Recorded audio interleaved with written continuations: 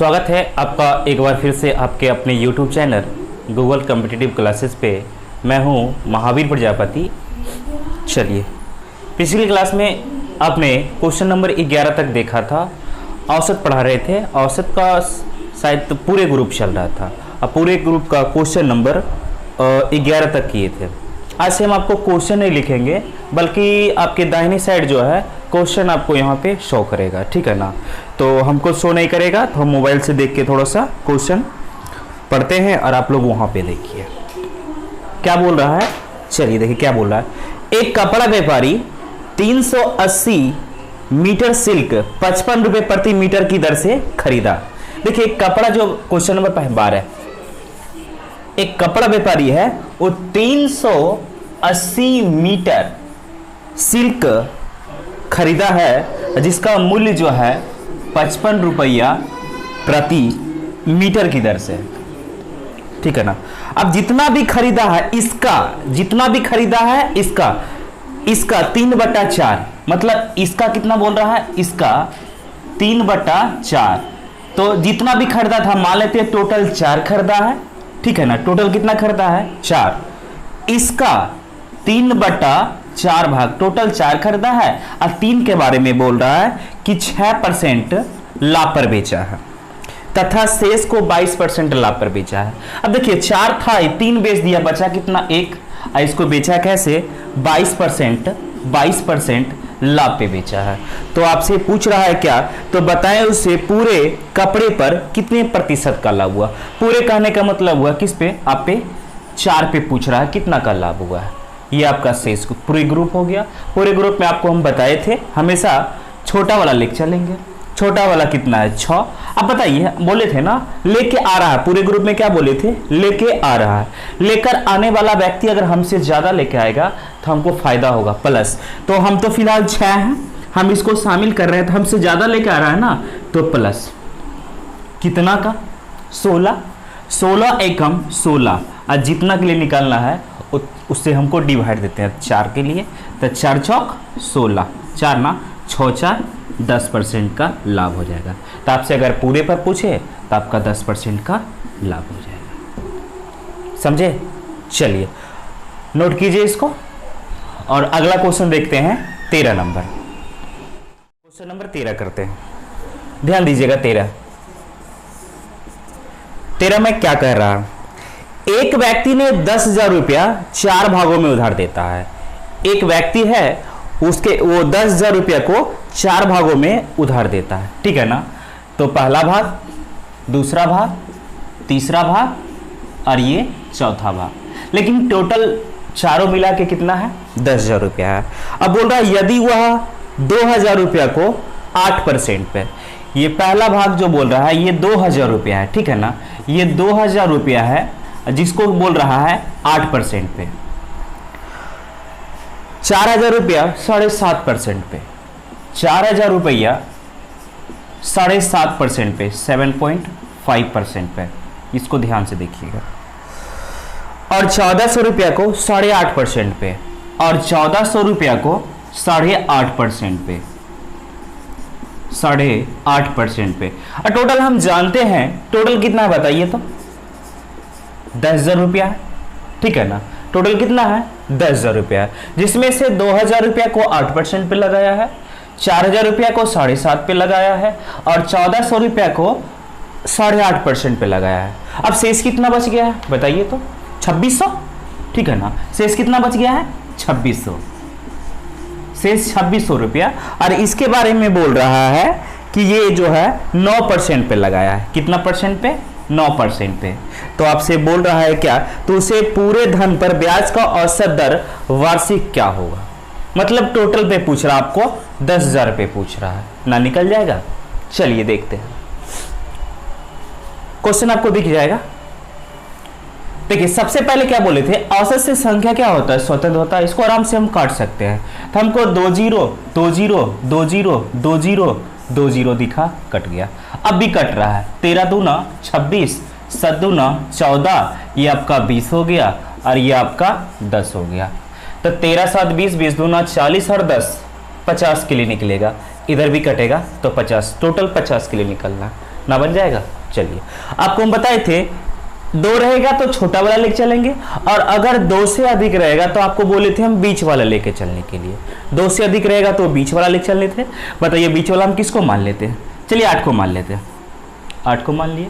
अब हम ये वाला खुद हो गए हम, तो हम शामिल करते हैं, ठीक है ना। शामिल करेंगे, अगर हमसे ज्यादा लेकर आएगा तो हमको क्या होगा? फायदा प्लस। सबसे पहले हम इसको कर रहे हैं, चलिए 9 को करते हैं। तो हमसे कितना ज्यादा लेके आ रहा है ना, तब प्लस होगा। कितना ज्यादा? हम 8 है, हमसे 1 ज्यादा ना, तो 1 13 है कम 13, ये शामिल हो गया। चलिए इसको लाते हैं। हमसे कितना ज्यादा? 0.5 ना, 0.5 गुना 7 मतलब 3.5 प्लस 3.5। चलिए ये भी शामिल हो गया। अब इसको लाते हैं। ये हमसे कम है ना, कम तो माइनस कितना कम? 0.5 गुना 10 मतलब 10 के लिए। और जितना के लिए निकालना डिवाइड करेंगे, तो 50 के लिए निकालना है तो 50 से डिवाइड करेंगे। क्या कोई दिक्कत? 13 और 3 16.5, 16.5 में से 10 चला गया, 16.5 में से 10 चला गया तो 6.5, यही ना। अब बटा कितना? 50। 5 से काट देते हैं, 13 25 65, और 2 जीरो के बाद पॉइंट 1.3। अब चलिए हो गया 8.13% आंसर। चलिए नोट कीजिए, अगर समझ में नहीं आया होगा तो फिर से एक बार वीडियो देख लीजिएगा। चलिए क्वेश्चन नंबर 14 देखते हैं। क्वेश्चन नंबर 14 क्या बोल रहा है? 2 परीक्षाओं के पूर्णांक में 4:5 का अनुपात है। 2 परीक्षा का पूर्णांक है, एक 4 है पहला का और दूसरा का 5 है, 4:5 के अनुपात में। अब क्या बोल रहा है? एक छात्र पहली परीक्षा में 80%, पहला जो छात्र है वो पहली परीक्षा में 80% तथा दूसरी परीक्षा में 44% प्राप्त करते हैं, और दूसरी परीक्षा में जो है ये 44% प्राप्त किया, 44% अंक प्राप्त किया। तो बताएं कि परीक्षा में कुल कितने प्रतिशत अंक प्राप्त हुआ? तो टोटल जितना परीक्षा दिया था, मतलब 5 4 9 में कितना प्रतिशत प्राप्त किया है, ये आपसे पूछ रहा है। चलिए कुछ ना, ये आपको बताए थे ना पूरे ग्रुप है। चूंकि अगर ये और ये दिया रहा टोटल आपसे पूछे थे, ये पूरे ग्रुप हो गया, और शेष ग्रुप के बारे में आपको हम शुरू में ही बता दिए थे। जो आज ही जुड़े हुए हैं वो कृपया करके पार्ट 1 और पहला क्लास और दूसरा क्लास देख लीजिएगा, तब तीसरा क्लास आपको समझ में आएगा, नहीं तो बिल्कुल समझ में नहीं आएगा। चलिए 2 को रहेगा तो छोटा वाला मान के चल रहे थे 44, ये हम हो गए।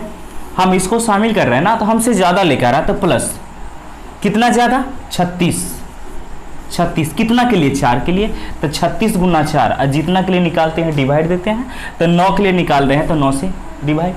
देखिए 9 चौक 36, 4 चौक 16, और 16 और 44 कितना होता है बताइए? तो 60% आपका आंसर। टोटल पे पूछेगा तो आपका आंसर कितना हो गया? 60%। चलिए इसको नोट कीजिए। क्वेश्चन नंबर 15 देखते हैं, ध्यान से देखिएगा, आपके डिस्प्ले करेगा आपका क्वेश्चन। सुमित्रा ने प्रथम 7 परीक्षा में औसत 56 अंक प्राप्त किया। सुमित्रा ने प्रथम 7 परीक्षा में औसत 56 अंक प्राप्त किया। 7 गो परीक्षा शुरू में दिया था जिसमें औसत जो है इसका 56 प्राप्त हुआ था। 8वीं परीक्षा में, 8वीं मतलब 8 मत समझिएगा, 8वीं मतलब एक अकेला, वो भी 8वां, तो एक अकेला वो जो है वो 8वीं है। कौन सा है? 8वीं है, 8वीं है। और इसमें जो है इसका 88 अंक प्राप्त हुआ। कितना अंक प्राप्त हुआ है? 88 अंक प्राप्त किया। तो बताएं कि पूरे 8 परीक्षा में उसका औसत प्राप्तांक क्या था? तो टोटल पूरा जो 8 परीक्षा दिया है, 7 और 1 8, इसमें आपका औसत पूछ रहा है। नहीं बनेगा? पूरे ग्रुप है या ना? चलिए ध्यान दीजिए, हम बताए थे ना जब 2 रहेगा तो जो छोटा वाला रहेगा वही हम रहेंगे। तो हम कौन हो गए? 56। क्या कोई दिक्कत है? 56 हम इसको शामिल कर रहे हैं ना, इसको हम शामिल कर रहे हैं, तो हमसे ज्यादा लेकर आ रहा है कि कम? ज्यादा। तो ज्यादा लेकर आएगा तो हमको क्या होगा? फायदा, मतलब प्लस। कितना ज्यादा? तो 32 32 एकम 32 और निकालना कितना के लिए, 8 के लिए, तो 8 से डिवाइड देंगे। 8 चौक 32, 56 और 4 60% आपका, परसेंट में नहीं होगा, औसत जो होगा 60 अंक प्राप्त होगा। चलिए नोट कर लीजिए 15 नंबर क्वेश्चन। क्वेश्चन नंबर 16 देखते हैं, लेकिन 16 बताने से पहले थोड़ा सा एक पॉइंट है, उसको ध्यान रखिएगा। देखिए क्या होता है, औसत मासिक आय बराबर होता है औसत मासिक खर्च प्लस औसत मासिक बचत, ठीक है ना। औसत मासिक आय बराबर होता है औसत मासिक खर्च प्लस औसत मासिक बचत। अब देखिए क्वेश्चन नंबर 16 देखिए, ध्यान से देखिएगा। बोल रहा है किसी वर्ष में एक परिवार का प्रथम 3 महीने में औसत मासिक खर्च 2000 रुपया। किसी परिवार का जो है 3 महीने का औसत मासिक खर्च जो दिया हुआ है 2000 रुपया, प्रथम 3 महीने का, ध्यान रखिएगा। अगले 4 महीने में 2600 रुपया, और इसके बाद जो 4 महीने का है जिसमें कितना दिया हुआ है 2600 रुपया का, और अंतिम 5 महीने में 2200 रुपया का है, और अंतिम जो 5 महीना है जिसमें कितना का है 2200 रुपया का है, 2200 रुपया का, ये तो खर्च दिया हुआ है। और बोल रहा है यदि वर्ष के अंत में कुल बचत 3800 रुपया हो, मतलब कुल बचत भी दिया हुआ है, जो बचत दिया हुआ है टोटल 3800 रुपया दिया हुआ, टोटल बचत कितना है 3800 रुपया दिया हुआ हो, तो बोल रहा है पूरे वर्ष की औसत मासिक आय क्या है, तो बोल रहा है पूरे वर्ष की औसत मासिक आय पूछ रहा है। अच्छा ये बताइए, ये तो कुल बचत दिया हुआ है ना एक वर्ष का, अगर हमको निकालना, चूंकि हम जानते हैं कि औसत मासिक आय हमसे पूछ रहा है, और औसत मासिक आय बराबर होता औसत मासिक खर्च प्लस औसत मासिक बचत, ये तो सिर्फ बचत है ना, और वो भी 1 साल का। अगर हम 12 से डिवाइड दे देंगे तो औसत मासिक बचत नहीं हो गया, और इधर ऐसा करते औसत मासिक खर्च जोड़ देते हैं तो आपका निकल जाएगा औसत मासिक आय। चलिए औसत पहले 12 महीने का 5 4 9 और 3 12 महीना का औसत मासिक खर्च निकाल लेते हैं, ठीक है ना। तो यहां से तो हम निकाल सकते हैं इस, चलिए तीनों में से बताइए कौन सा लेके बनाए हम, 2200 बोले थे बीच वाला, तो 2200 लिए। चलिए उसके बाद हम बड़ा वाला को शामिल कर रहे हैं, तो बड़ा वाला को शामिल कर रहे हैं तो ये हमसे बड़ा है ना, तो हमसे बड़ा है ये कितना 400, 4 चौका 1600, क्या कोई दिक्कत है। और ये हमसे कम लेके आ रहा है कितना 200, तो 200 3 दूना 600 माइनस 600, अब बट्टा कितना के लिए निकालना है टोटल 12 के लिए, यहाँ तक तो कोई दिक्कत नहीं है। चलिए अब इसको ध्यान दीजिएगा, 1600 में 600 चला जाएगा तो कितना बच जाएगा 1000, और आधार से में तो ऊपर हम जोड़ देते हैं 1000 और 3800, 4800 और नीचे कितना है 12, तो बच्चों का 48 मतलब 400, 2200 और 400, इसका टोटल वैल्यू कितना आ गया 400, और 2200 और 400 2600 रुपया आपका आंसर आ गया, जो कि क्या हुआ औसत मासिक आय आपका आ गया। चलिए इसको नोट कर लीजिए, अगर फिर भी समझ में नहीं आया होगा तो वीडियो एक बार फिर से देख लीजिएगा, एकदम 100% समझ में आ जाएगा। चलिए नोट कीजिए। चलिए क्वेश्चन नंबर 17 देखते हैं। अच्छा 17 बताने से पहले थोड़ा सा ध्यान दीजिएगा, आय बराबर जो होता है ना खर्च प्लस बचत, मतलब हम जितना कमाए हो कैसे पता चलेगा, मतलब महीना में हम जितना खर्च किए हैं और महीना में हम जितना बचाए हैं, अगर वो दोनों को जोड़ देंगे तो मेरा निकल जाएगा क्या आय। या ऐसे भी बोल सकते हैं कि बचत में अगर खर्च जोड़ देंगे तो आय प्राप्त हो जाएगा। अच्छा सपोज कीजिए आय दिया हो रहेगा और खर्च दिया हो रहेगा तो बचत ना निकल जाएगा, बस आय में से खर्च घटा देंगे तो बचत निकल जाएगा, और अगर आय में से बचत घटा देंगे तो आपका खर्च निकल जाएगा। क्या कोई दिक्कत है। अगला क्वेश्चन देखिए 17 नंबर क्या बोल रहा है, अरविंद अपनी आय का 75% खर्च करता है, अपनी आय का, ठीक है ना, जितना भी कमा रहा है परसेंट में तो 100 मान लेते हैं, मतलब जितना भी कमा रहा था उसको मान लिया कितना 100, इसका 75% खर्च कर देता है, इसका 100 में 75% मतलब 75% खर्च कर देता है।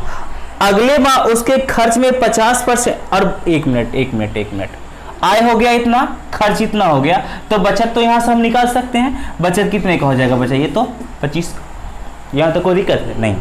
अब क्या बोल रहा है, अगले माह उसने अपने खर्च में 10% की वृद्धि कर दी, मतलब जितना भी खर्च हुआ ना इसमें 10% की वृद्धि कर दी। फिर उसके बचत में 50% की वृद्धि हो गई, और इससे जो है ना इसके बचत में जो है 50% की वृद्धि हो गई। तो बताएं कि उसके आय में कितने प्रतिशत की वृद्धि हुई। तब पूछ रहा है उसके आय में, टोटल इसका जो आय है उसमें कितने की वृद्धि हो गई, पूरे ग्रुप का हो गया। औसत से संख्या क्या होता है, स्वतंत्र होता है, आराम से काट सकते हैं।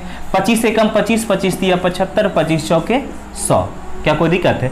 4 में पूछ रहा, 100 नहीं बोलेंगे बल्कि 4 बोलेंगे, तो 2 रहेगा तो छोटा वाला वैल्यू 10, ये हम हो गए। हमसे ये बड़ा वाला है ना, शामिल कर रहे हैं बड़ा वाला लेके ज्यादा लेके आएगा तो प्लस फायदा होगा। कितने का, 40, 40 से कम 40 का, और जितना के लिए निकालना है डिवाइड करेंगे ना तो 4 से करेंगे, 4 4 कट गया, मतलब कितना हो गया 10, 10 10 कितना 20%। आपका आंसर आय में आपका कितना का वृद्धि हो जाएगा, 20% का। चलिए नोट कीजिए क्वेश्चन नंबर 17। क्वेश्चन नंबर 18 देखते हैं, क्या बोल रहा है, एक व्यक्ति प्रति माह जितना भी कमाता है उसे वह 4:5:3 के अनुपात में 4:5:3 के अनुपात में क्रमशः भोजन, वस्त्र तथा अन्य मद पर खर्च करता है। भोजन, वस्त्र तथा अन्य मद पर खर्च करता है, कैसे, 4:5:3 के अनुपात में। अब बोल रहा यदि भोजन पर खर्च 10% से, यदि भोजन पर जो खर्च है ना वो 10% से, वस्त्र पर 20% से बढ़ जाए, और वस्त्र पे जो है 20% से बढ़ जाए, तथा अन्य मद पर खर्च में 5% की कमी आ जाए, और अन्य मद के खर्च में जो है 5% की कमी आ जाए, तो आप कमी आ जाए तो उसे अपनी आय कितने % से बढ़ाना होगा ताकि भोजन, वस्त्र तथा अन्य मदों की खपत अप्रभावित रहे। मतलब आपका टोटल पे पूछ रहा है, 5 4 9 3 12 पे पूछ रहा है, टोटल पे पूछ रहा है ना, निकल जाएगा। चलिए हम बताए थे ना, 2 गो रहेगा तो छोटा वाला लेके चलेंगे, और 3 रहेगा तो बीच वाला लेके चलेंगे। बताइए 10, 20 और -5 में बीच वाला कौन सा हो गया, 10। चलिए हम हो गए कौन सा, 10। उसके बाद बड़ा वाला शामिल करने के लिए बोले थे, तो हमसे ज्यादा लेकर आएगा तो क्या होगा, प्लस, कितना ज्यादा, 10, और 10 पचे 50।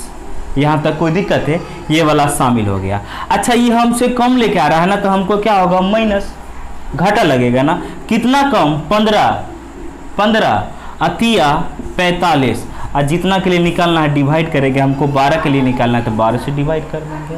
तो इसको डायरेक्ट बोल सकते हैं ना 5/12, आपका यही आंसर है, 10.5/12 प्रतिशत की वृद्धि करनी पड़ेगी। चलिए नोट कीजिए क्वेश्चन नंबर 18।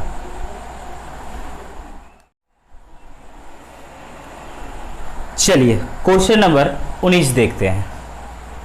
क्वेश्चन नंबर 19 ध्यान से देखिएगा। अच्छा 19 देखने से पहले थोड़ा सा एक चीज बताइए, एक बर्तन है और उसकी कैपेसिटी जो है 10 लीटर का है। एक बर्तन है उसका क्षमता जो है 10 लीटर का है। हम बोलेंगे इसमें 5 किलो दूध भरा हुआ है, 5 केजी जो है दूध भरा हुआ है, तो खाली आपसे पूछ लेंगे तो खाली कितना होगा, 5 ही ना होगा, 5 ही केजी ना। चलिए वही ध्यान रखना है। क्या बोल रहा है, एक टेबल पर 3 बर्तन इस प्रकार रखे हुए कि इनकी क्षमता, 3 गो बर्तन है, 1 बर्तन, 2 बर्तन और ये 3 बर्तन है, और इसका जो क्षमता दिया हुआ है 3:5:2 के अनुपात में, 3:5:2 के अनुपात में इसका क्षमता दिया हुआ है। थोड़ा सा क्वेश्चन पढ़ लेते हैं, उसके बाद देखिए क्या पूछ रहा है। यदि वह 30%, 40% तथा 60% भाग दूध से भरे हो तो बताएं कि पूरे क्षमता का कितने प्रतिशत भाग खाली है। खाली पूछ रहा है लेकिन प्रश्न में भारी दिया हुआ। बताइए कोई भी चीज है जो अपने आप का भरा हुआ है वो तो 100% भरा हुआ है, 100% होता है ना। अब बोलेगा इसमें 60% भरा हुआ है, 60% भरा हुआ है, तब खाली कितना हो गया बताइए, तो 40 से ना होगा। बस वही ध्यान, आपसे खाली टोटल पूछ रहा है तो हम डायरेक्ट खाली लेके चलते हैं। चलिए पहला बर्तन में बोल रहा है 30% भरा हुआ है, तो खाली कितना है 70%। दूसरा बर्तन में बोल रहा है 40% भरा हुआ है, तो खाली कितना है 60%। तीसरा बर्तन में बोल रहा है 60% भाग भरा हुआ है ना दूध से, तो खाली कितना है 40%। आपको टोटल खाली पूछ रहा है, मतलब 5 3 8 और 2 10 पे पूछ रहा है ना, निकल जाएगा। बताए थे 3 गो रहेगा तो बीच वाला वैल्यू लेके चलना है, तो बीच वाला कौन सा हो गया 60। उसके बाद बोले थे बड़ा वाला शामिल करना है, तो ये वाला तो हम हो गया, हम इसको शामिल कर रहे हैं तो हमसे ज्यादा लेकर आ रहा है ना, ज्यादा तो हमको क्या होगा प्लस फायदा, कितना 10 10 दिया 30, क्या कोई दिक्कत है, ये तो आ गया। अब इसको शामिल कर रहे थे, हमसे कम लेके आ रहा है ना, कितना कम, कितना 20, अब 20 दूना 40, कम तो माइनस, अब 20 दूना 40, अब निकालना कितना के लिए 10 के लिए, तो -10 ना, 30 में से 40 किया कितना -10, अब -10 बटा 10 मतलब -1, 59% आंसर। चलिए नोट कर लीजिए क्वेश्चन नंबर 19। चलिए आज यहीं तक रखते हैं, नेक्स्ट अगले क्लास में, और देखते रहिए हमारा वीडियो और लाइक एंड सब्सक्राइब कीजिए और अपने दोस्तों को भी बताइए। क्लास स्टार्ट हो गया है। चलिए धन्यवाद, गुड नाइट।